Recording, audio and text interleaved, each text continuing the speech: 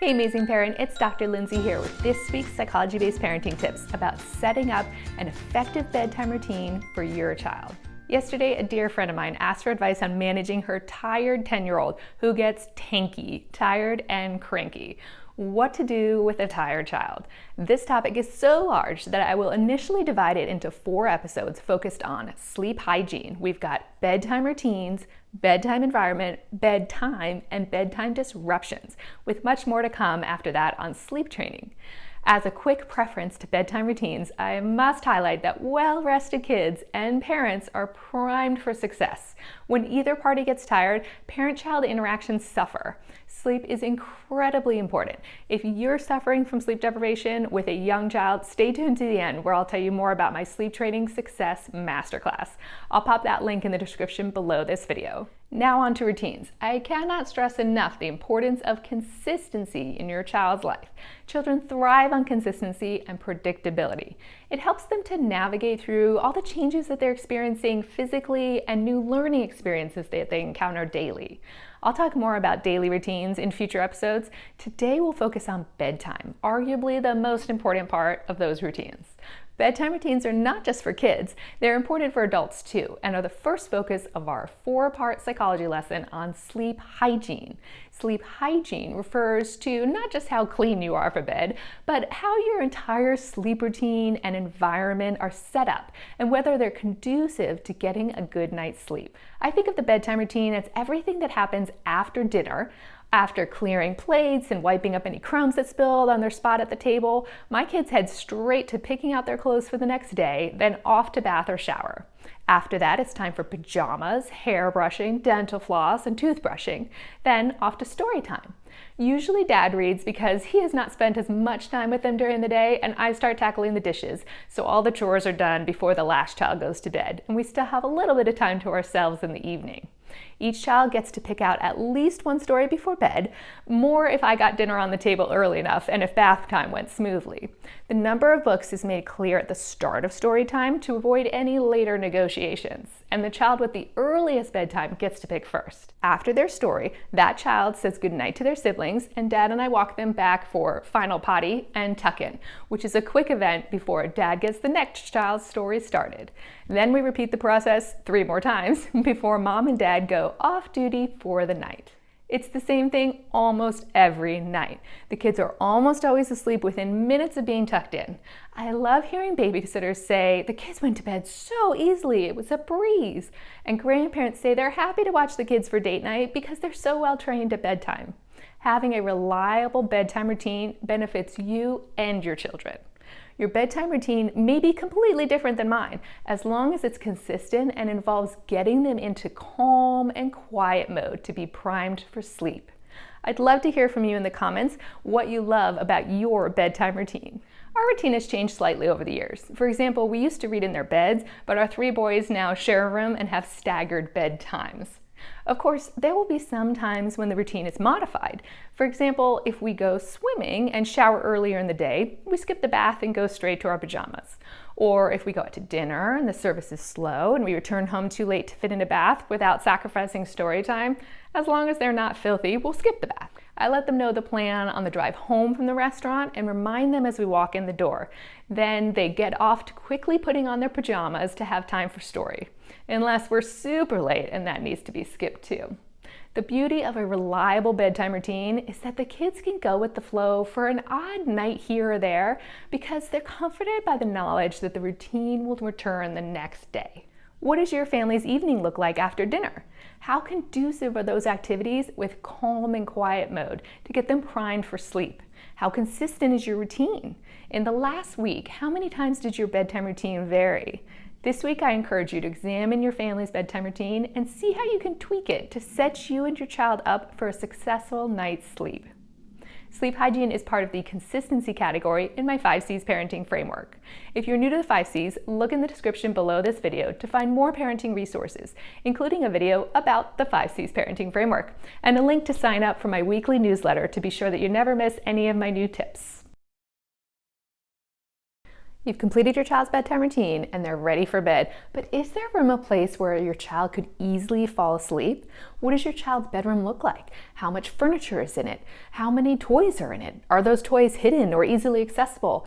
These are all factors in creating the ideal sleep environment for your child. Hey, amazing parents, it's Dr. Lindsay here from Parenting with Psychology. I'm a psychologist and mom of 4, and today we're going to talk about how to create the ideal sleep environment for your child. That environment is going to look different at different ages. In this episode, I'll focus on young children in preschool through early elementary school. However, some of the tips do apply to all age groups, and in just a few minutes, I'm going to touch on the most important issue affecting teens' sleep environment. So stay tuned. Let's start out by talking about the ideal bedroom environment. Getting children to sleep well is very high on my list of parenting priorities. So I designed their whole room around sleep. When my little ones moved from a crib to a bed, they simply enlarged their nearly empty rectangular sleeping space. When we had just one child, his bedroom consisted of a mattress on the floor, because why have a bed frame that makes for falling hazard in a room, a blanket, a stuffed animal, and a dresser with just clothes in it. That is literally all that was in his room. So how did the transition from crib to bed go? Seamlessly. Young children don't need mobiles, they don't need elaborately decorated bedroom walls or countless glow-in-the-dark stickers on the ceiling. They need a nice place to rest. When my 3 young boys shared a room, it looked a little bit like a mattress store in our house with mattresses spread all over the floor. The only other furniture in the room was one nightstand to hold a lamp and an alarm clock. So they could jump around all day with little risk of hurting themselves on excessive furniture. And when bedtime came, that room cried out for sleep. I once saw a well-known psychologist specializing in couples and sexual relationships speak at a conference, and he said, "Bedrooms are for sex and sleeping." You can keep this in mind when you're considering your own bedroom environment, but for kids, this translates to bedrooms are for sleeping. So all you need to do is set them up with a space conducive to sleep. The only products you might actually consider buying to benefit your child's sleep are room darkening shades, a color-coded alarm clock, which is essential for sleep training, a noise machine, optional, and an air purifier, also optional, and a video baby monitor. I'll link to my favorite options for these products in the description below. What changes can you make to set your child up for successful night's sleep? And by the way, if you're getting value out of this video, hit the like button and subscribe to get more videos like this. And please share in the comments below any questions about bedroom environment or what you do to create a sleep-friendly environment for your child. Now let's move on to how to manage toy storage in a smaller home. So suppose you have a smaller living space and you must store some of your child's toys or other gear in their bedroom. In that case, you can adapt this principle by keeping toys tucked away in the closet, under a bed, in storage bins with lids, anything that makes it clear that once cleanup is completed, the toys stay away until morning. As your child gets older, they'll start to request having more of their belongings in their room and be able to have more decorations on their walls. At what age? There's a vast discrepancy in when your child would be ready for a more ornate room, probably between 3 and 5. You know your child better than anyone, so you'll get a better feel for when they've got the bedtime routine down so well that they won't even be tempted to touch that toy sitting on a nearby shelf at tuck-in time. Then you'll allow things to enter the bedroom bit by bit over time and test the waters, gently guiding your munchkins along the path to independence. Now let's hit on room temperature. I'd be remiss if I didn't talk about room temperature in this episode about the ideal sleep environment for kids. Room temperature can greatly affect your child's sleep quality. The ideal room temperature for young children to sleep is generally considered to be between 68 and 72 degrees Fahrenheit. That's 20 to 22 degrees Celsius. This temperature range is comfortable for most children and helps to ensure that they're neither too hot nor too cold during the night. Maintaining this temperature can contribute to a safer sleep environment and promote better sleep quality, as extreme temperatures can disrupt sleep and pose safety risks. It's also a good idea to dress your child in appropriate sleepwear that complements the room's temperature, opting for breathable fabrics that can help regulate their body's temperature throughout the night. Now, if you have an infant or toddler who's ready to sleep train, be sure to check out my step-by-step sleep training process detailed in my Sleep Success Masterclass. Enroll today at parentingwithpsychology.com/sleep. You'll get everything you need to know to get your child sleeping through the night. But let's move on to a note about older children. The bedroom environment plays a crucial role in promoting restful sleep for older children and teens, with one of the most significant factors being the presence or absence of screens. Electronic devices such as smartphones, tablets, and televisions emit blue light, which can interfere with the natural sleep cycle by suppressing the production of melatonin, the hormone that's responsible for regulating sleep. This suppression can make it harder for kids to fall asleep at a more reasonable time. Moreover, the content accessed on these devices can be mentally stimulating or emotionally engaging, further delaying the onset of sleep. Keeping screens out of kids' bedrooms at night helps create a sanctuary dedicated to rest, encouraging healthier sleep habits. By establishing a screen-free bedroom environment, parents can help their children disengage from the distractions and stimulations of the digital world, making it easier for them to stick to a reasonable bedtime and ensuring that they get restorative sleep that is so necessary for their physical and mental well-being. Young children's lives are all about change. Every day they're growing, they're constantly learning new things, and they're being exposed to new people and new environments. This is all wonderful and necessary for their development. As parents, we can help our little ones to best integrate all of this new information by providing as much consistency in their lives as possible. This covers everything from their daily routines to their bedtime schedules to what they eat daily. Kids thrive on consistency, and I can teach you some simple strategies to set your kids up for success by adding consistency throughout your parenting practice. When it comes to consistency with regard to your child's sleep, so far I've talked about creating a consistent bedtime routine, creating a sleep-friendly bedroom environment, and how to manage disruptive bedtime behaviors in a 4-part sleep hygiene series. Sleep hygiene being the environment and daily routines that create consistent, uninterrupted sleep, which is pretty much every parent's goal, right? You can find those episodes in the playlist on my channel page called How to Raise Great Sleepers. I'll link to it in the description too. Getting a good night's sleep is crucial for your child's overall health and development. When kids get sufficient amounts of sleep, they achieve proper growth spurts, cognitive development, learning and memory, and boosts in immune function, as well as improved overall emotional well-being. Ensuring your child is getting enough good sleep at night is one of the best things that you can do to help them thrive. Today, we'll focus on the actual time that your child goes to bed, aka bedtime. Think back on the last 5 days and what time your kids went to bed. Now, I mean actually close their eyes in a quiet and dark room. Think about it. Not what time they started brushing their teeth, not what time you finished reading the last bedtime story. When did they actually start to fall asleep? Was there more than a 15-minute range in those times across the week? If not, congratulations. You're already doing a great job being consistent in this aspect of your child's bedtime routine. But if you reflect back and your child's bedtime varied by more than 15 minutes, chances are that you could benefit from this lesson on consistency.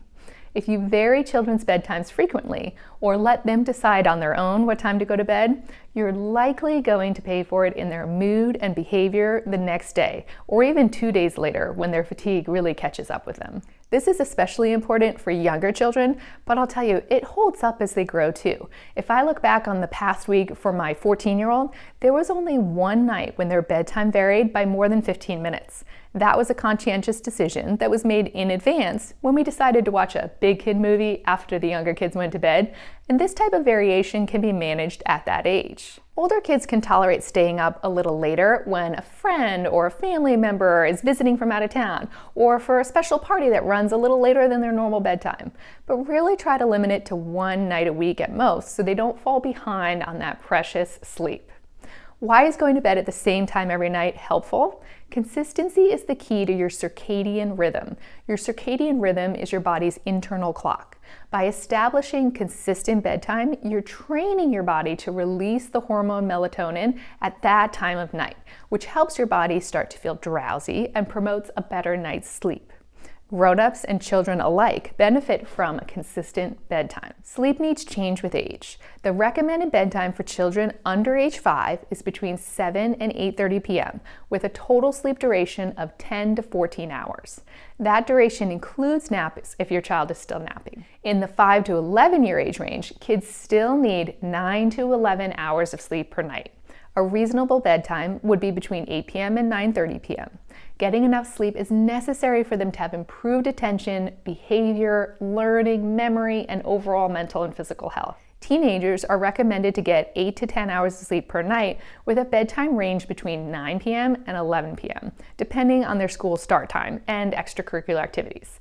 It's important for teens to prioritize sufficient sleep for their overall health, cognition, and emotional well-being. All of these recommendations vary based on children's individual sleep needs and their daily schedules, so don't get too caught up on a specific number. Rather, observe your child's energy level, mood, and signs of fatigue, things like yawning, the 1,000-yard stare, or ramping up behavior. Use these recommendations and guidelines to get a better idea of how much sleep your child needs. I always err on the side of caution and schedule closer to the maximum sleep time for my children, knowing that a little quiet time lying in bed in the morning is just fine. I'd love to hear from you in the comments about how these recommendations line up with your family's schedule. Schools are getting better about having later start times to accommodate children's natural sleep schedules, but think about what time your child's school starts and what time you need to leave the house to get there. Then backtrack based on how long it takes to calmly get ready, have breakfast, and pack their school bag. Then add at least half an hour buffer for days when they're really tired and sleep in, because you don't want to have to wake them up to get ready for school. Then rewind another 9 to 11 hours, depending on how long your child needs to sleep to feel fully rested. That ends up being a pretty early bedtime. Establishing a consistent bedtime routine and ensuring your child gets enough sleep is crucial for their physical and mental well-being. We have always prioritized sleep and an early bedtime for our children. As our family grew and our children started to share rooms, we started using a staggered bedtime routine. The youngest goes to bed, and then 15 minutes later is followed by the next oldest, and then 15 minutes later is followed by the next oldest, and so on. For reference, when they were ages 1, 3, 5, and 7, their bedtimes were 7 p.m., 7:15 p.m., 7:30 p.m., and 7:45 p.m. The 1-year-old also took a 90-minute nap during the day. I pay close attention to the clock, and we're rarely off by more than a few minutes during bedtime. When your kids are young, try to make it a priority to start dinner early to be more relaxed during the bedtime routine and still keep to an early schedule. I'm a big fan of adjusting bedtimes based on a 15-minute increment. If I notice that my children are A, taking longer than usual to fall asleep, or B, waking up earlier than usual, or C, asking for a later bedtime as they get older, I consider altering their bedtime by 15-minute increments. You can always push bedtime back later, but once you go later, it's tough to return to an earlier time unless they're ill or stayed up too late in the night or two before, or have a really active day. Take a moment to think about your child's bedtime and whether you've noticed any changes in their mood or energy level related to their bedtime. Think about their morning timeline and backtrack to allow enough sleep for their growing bodies based on the age recommendations listed above. Then make a commitment to an early bedtime and relish in the well-rested, stable behavior that you notice. Okay, now let's move on to today's parenting tips. This episode is titled Bedtime Battles: How to Prevent Common Bedtime Disruptions for a Smooth Bedtime Routine. Bedtime should be a calming period filled with snuggles and well wishes for another wonderful day to come tomorrow. However, bedtime can sometimes feel more like a battleground when it comes to getting your kids to settle down and go to sleep. Children can be experts at finding creative ways to stall bedtime, whether it's by suddenly needing a drink or a bathroom break, claiming they're not tired, or needing to ask just one more question, or other bedtime disruptions. In this episode, we'll explore 5 common bedtime disruptions and provide strategies for parents to plan ahead and respond effectively, ensuring a smooth bedtime routine. This episode on bedtime disruptions is part 4 of a 4-part series on sleep hygiene. Sleep hygiene refers to making your entire sleep routine and environment conducive with getting a good night's sleep. To get caught up on the first 3 episodes titled Master Your Child's Bedtime Routine, Is Your Child's Room Conducive with Sleep, and Why Consistent Bedtimes Are Important at All Ages, you can find those episodes at parentingwithpsychology.com/blog/6, parentingwithpsychology.com/blog/11, and parentingwithpsychology.com/blog/26. Establishing a healthy bedtime and an effective bedtime routine, along with ensuring that your child's room is decorated in a way that aids in the bedtime routine, are the initial steps parents can take to minimize bedtime disruptions. As a quick refresher, let's begin by reviewing how parents can plan ahead for a smooth bedtime routine. So first up, planning ahead for a smooth bedtime routine. Number 1, establish consistent bedtime rituals. Creating a predictable bedtime routine helps signal to your child that it's time to wind down and prepare for sleep. Consistency is key, so establish a sequence of activities that you can follow every night, such as brushing teeth, changing into pajamas, reading a bedtime story, and saying goodnight. Number 2, set clear expectations. Communicate with your child about the importance of sleep and the bedtime routine. Explain that a good night's rest helps them grow, learn, and have energy for the next day's activities. Setting clear expectations helps children understand the purpose of bedtime and reduces resistance. Number 3, create a calm environment. Make your child's bedroom a soothing and sleep-friendly place. Dim the lights, use blackout curtains if necessary, and ensure the room is at a comfortable temperature. Remove distractions like electronic devices and toys that may tempt them to stay awake. Consider incorporating calming elements such as a white noise machine and cozy bedding to create a peaceful atmosphere. Number 4, use visual aids. Visual aids such as a bedtime routine chart or a timer can help children understand and follow the steps in their bedtime routine independently. This empowers them to take ownership of their bedtime routine and reduces the need for constant reminders or negotiations. Display the visual aid in their bedroom or the bathroom where they can easily refer to them. Next up, how to minimize common bedtime disruptions. Even after you've got all those steps down and you've done the prep work to help the bedtime process flow as smoothly as possible, you may still run into occasional bedtime disruptions. Keep in mind that there are legitimate reasons for kids to stall at bedtime, and you should explore the reasoning for why your little one seems to be delaying the bedtime process. Perhaps they feel like they don't get enough time with you during the day, so you need to plan some extra bonding time on the weekends. Or perhaps they saw something scary on TV and are worried about having bad dreams, so you need to spend some time talking about the safety of your home and consider watching different shows. Nonetheless, sufficient sleep is essential for developing children, and it's important to adhere to an age-appropriate bedtime by minimizing bedtime disruptions. I'll walk you through 5 of the most common bedtime disruptions and provide both a prevention strategy and a response strategy for each one. First up, requesting food or drinks. Kids may suddenly express hunger or thirst at bedtime, either because they're genuinely feeling hungry or thirsty, or because they're hoping to delay the lights out moment. Either way, it's important to establish boundaries to maintain a consistent bedtime routine, and that can be done without neglecting your child's physical needs. Prevention strategy. Offer a balanced dinner and possibly a small healthy snack before bedtime to ensure your child is adequately nourished. Encourage them to have a final drink of water before the bedtime routine begins. Be sure to mention that these will be the last times that food or drink are offered before bedtime. Response strategy. If your child asks for food or drinks at bedtime, remind them that they've already had their dinner or snack and their last sip of water and that it's time to rest now. Offer reassurance that they can have a drink and breakfast in the morning. If they persist, provide a brief and calm response, redirecting their attention back to the bedtime routine. Second, bathroom breaks. Does the need for a bathroom break seem to magically arise as soon as bedtime approaches? Kids may use this as an opportunity to extend their bedtime routine, but you don't want to neglect the legitimate physical need. So, prevention strategy. Encourage your child to use the bathroom before starting the bedtime routine. Or consider having a trip to the bathroom be the very last thing you do before tucking them in. Mention that this will be the last potty break before bedtime. If your child frequently says they need another trip to the bathroom before going to sleep, limit their fluid intake close to bedtime to minimize the need for frequent bathroom breaks. Response strategy. If your child requests a bathroom break, allow them to go, but keep the interaction brief and avoid engaging in conversations or play. Remind them that it's time to return to bed and continue with the bedtime routine.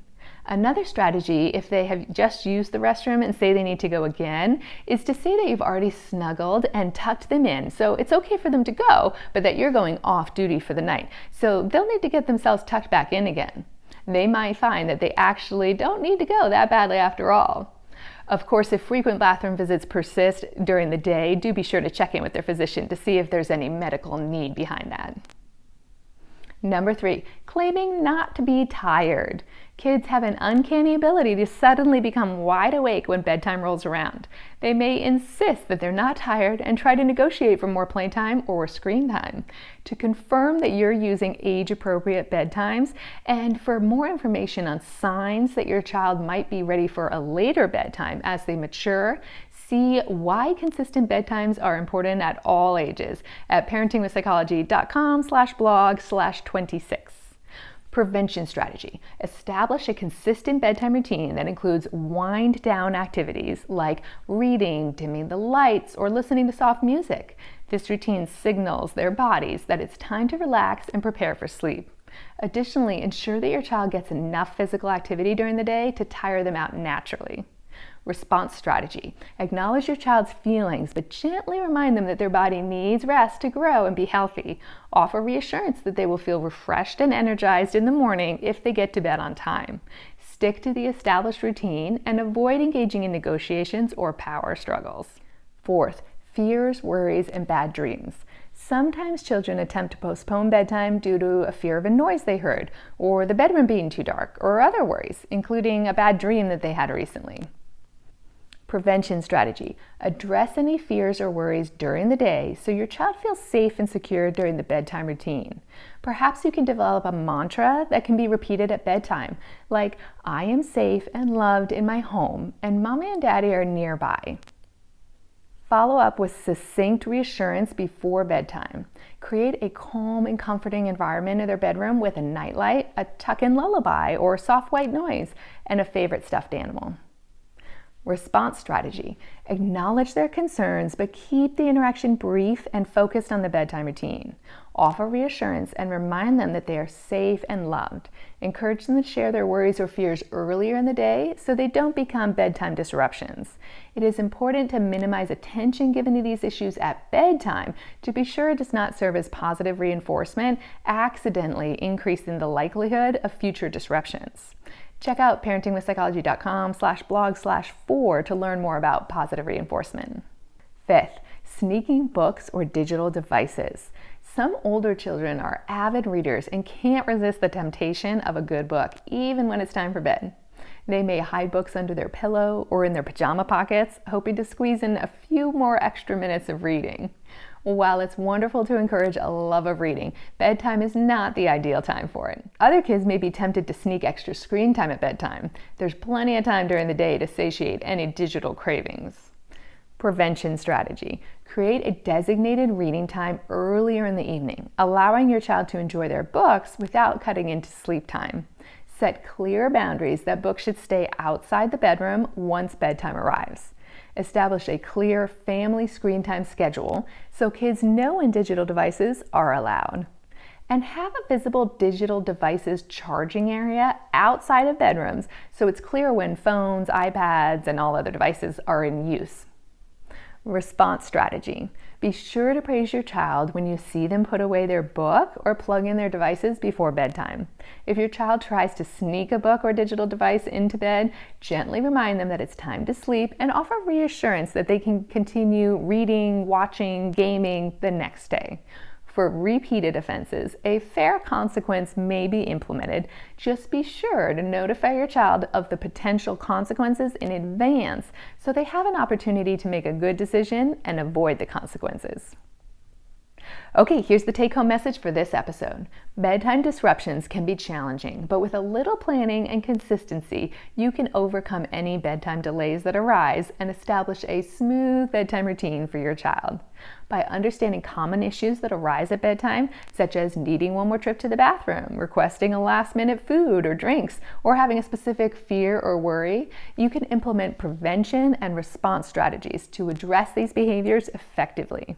Remember to plan ahead by establishing consistent bedtime rituals, setting clear expectations, creating a calm environment, and using visual aids to support your child's understanding and independence. With patience, consistency, and a positive attitude, you can transform bedtime battles into peaceful and restful evenings for the entire family.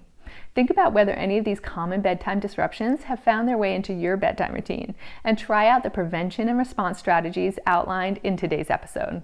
Wishing you and your family a peaceful night's sleep.